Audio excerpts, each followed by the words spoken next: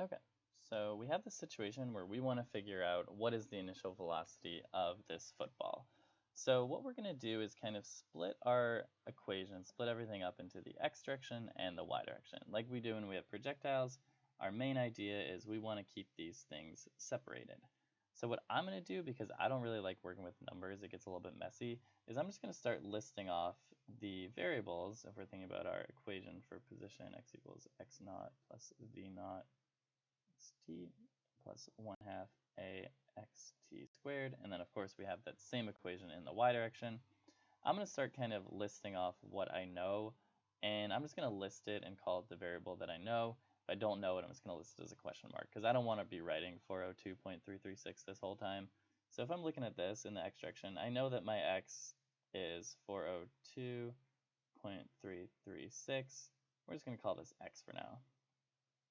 I know that my v naught x, I don't know it, but I do know if I'm looking at splitting this into a triangle, I know that's 45 degrees. This right here is my v naught x component. And if I'm using trig on this, I can say, well, I have the adjacent piece. I have the hypotenuse, so I can write this out as cosine of theta is equal to my adjacent over my hypotenuse. So I can say v naught cosine theta is equal to v naught x. So now I have an equation for v naught x that I can be writing. So I can say v naught cosine.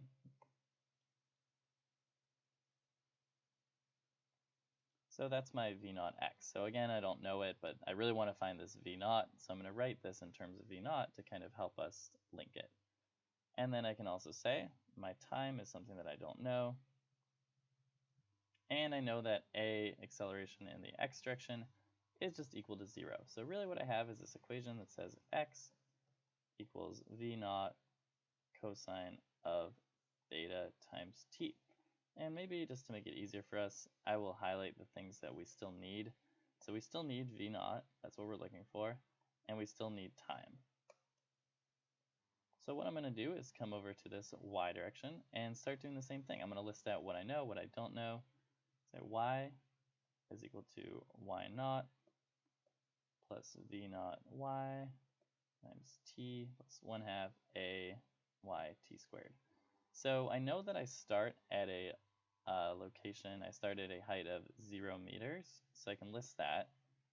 I know that, 0 meters. So I start and end at 0 meters, so I can call both of these 0 meters.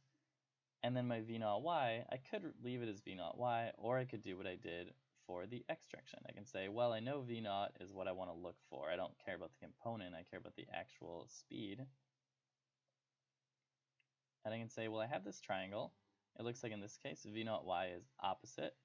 V naught is my hypotenuse, so I can say that sine of theta is equal to my opposite, v naught y, over v naught.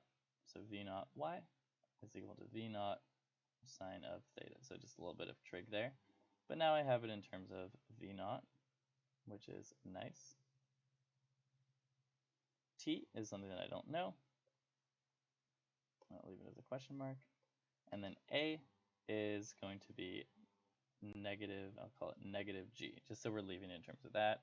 It's really negative 9.8 meters per second squared. We're assuming that Idaho is on Earth. So if we write our equation, we can say 0 equals 0 plus v naught sine theta times t minus 1 half a, or I'm going to call it minus 1 half g t squared. And I can move this around a little bit. I can rewrite this as 1 half g t squared is equal to v naught sine theta t. And I have a t on this side, or t squared on that side, t on this side, so I can cancel one of those out. 1 half g t is equal to v naught sine of theta. And what I want to do really quick is just pause right here and say, well, in this case, I have this equation now. I don't know t, and I don't know v naught. But if we look at our x direction, over here we also didn't know v naught, we also didn't know t. So this is great. I'm in a great position. I have two unknowns, and I have two equations. So what I'm going to say is I'm going to write this down here. I have x equals v naught cosine theta times t, and I have 1/2 gt is equal to v naught sine of theta. So I really want to figure out what v naught is. So I can go about this in a way where if I have two unknowns, I'm going to solve an equation for t so I can plug that in, and then v naught won't go away. So v naught will still be in my equation. So I'm going to solve this first equation for t and say t is equal to x divided by v naught cosine of theta. So I really just kind of divided everything by v naught cosine theta. So now I have an equation for t. And I can plug that equation for t into this second equation. Kind of number them. I have 1 and 2. I can plug this equation for t into here. So I can say 1/2 g times x divided by v naught cosine of theta. So that's my equation for t equals v naught sine of theta. And now I can rearrange that for v naught. So let's do that and say 1/2 g times x equals v naught sine theta times v naught cosine theta. And then I will combine those and say 1/2 gx equals v naught squared sine theta cosine theta. And then to solve for v naught, which is what we really want, v naught squared equals 1/2 gx divided by sine theta times cosine theta. And then finally, v naught is equal to the square root of gx over 2 sine theta cosine theta. And now we can start plugging back in our numbers. So this is really kind of a rationale for why we want to wait this long, just because writing these numbers is a little bit tedious, and it's easier to mathematically just do this algebra when we just have letters. So that would have been a lot to write 402.336 over and over again, but it's a lot quicker to just write x. So now we're plugging them in. We get 2 sine, we said our angle was 45. And here is an equation for v naught, and we get, let me type it in really quick.